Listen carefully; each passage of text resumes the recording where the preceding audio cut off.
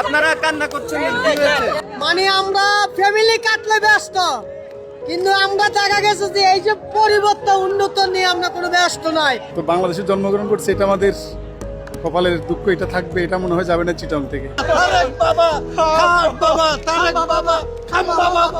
দর্শক, আমি এখন বর্তমানে দাঁড়িয়ে আছি বাংলাদেশের ক্লিন সিটি গ্রিন সিটি খ্যাত চট্টগ্রাম নগরীর প্রবর্তক মোড়ে, এবং নগরী আসলে কতটুকু ক্লিন হলো বা কতটুকু গ্রিন হলো তারই উদাহরণ আপনারা কিন্তু দেখতেই পাচ্ছেন যে আমার পেছনেই কিন্তু ঠিক রূপালী গিটার আছে। সেই রূপালী গিটারও আজ পানিতে ছুঁই ছুঁই অবস্থায়, এবং আমার চারপাশে কিন্তু আপনারা দেখতেই পাচ্ছেন যে আসলে আমি বর্তমানে যেখানে দাঁড়িয়ে আছি এখানেই কোমর পানি। আমি যদি আরেকটু পিছিয়ে যাই তাহলে সেই পানি কিন্তু আসলে বুক পানি পর্যন্ত ছুঁয়ে যাবে।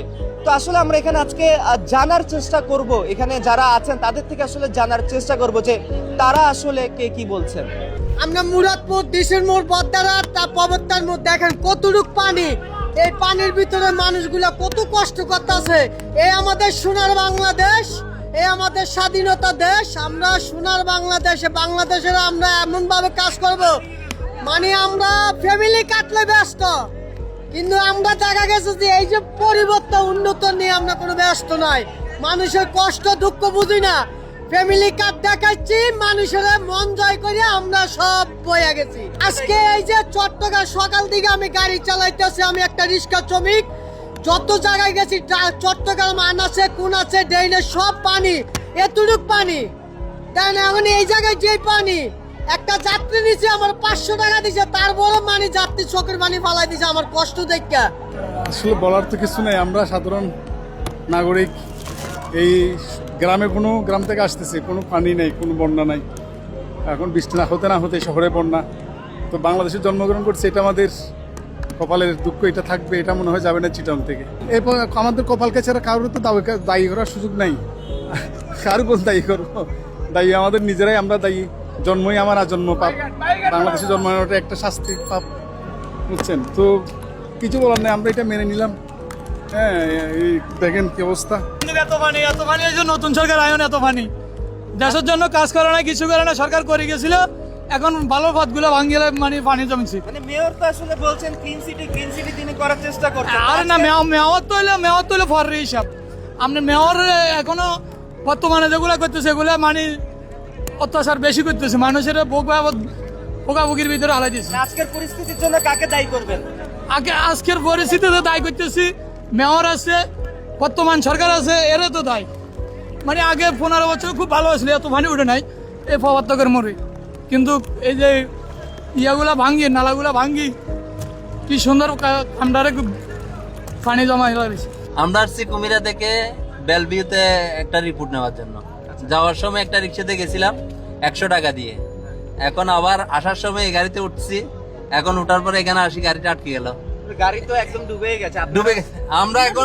আমরা ডুবে গেছি ভিতরে। এখন আমরা নামবো কিভাবে সেটা চিন্তা করতেছি। অনেক এরকম অবস্থা দেশের, আমরা কি অবস্থায় আছি আল্লাহ।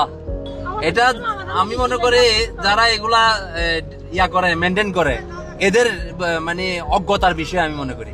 কারণ এরা তো আসলে আমাদের ড্রেনেজ ব্যবস্থা, আমাদের বাংলাদেশ 6 ঋতুর দেশ, আমাদের চিন্তা করার দরকার। আমাদের বৃষ্টি হবে, বৃষ্টির পানিটা কিভাবে যাবে ওটা আমাদের দেখার আগে থেকে চিন্তা করার দরকার ছিল।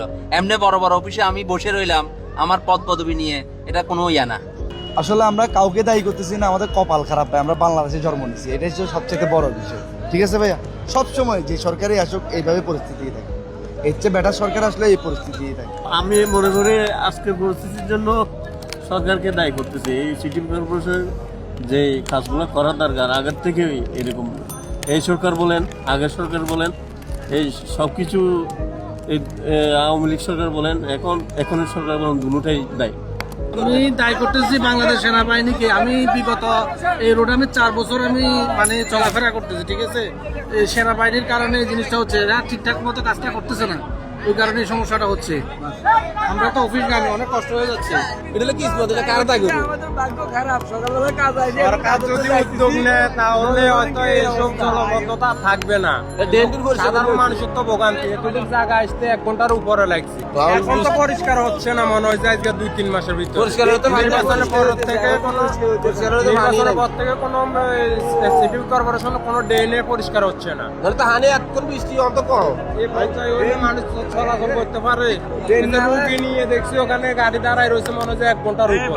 চট্টগ্রাম নগরীর জন্মলগ্ন থেকেই এ যেন নগরীর জন্মদোষ। জলাবদ্ধতা যেন নগরবাসীকে কখনোই ছেড়ে যাবে না।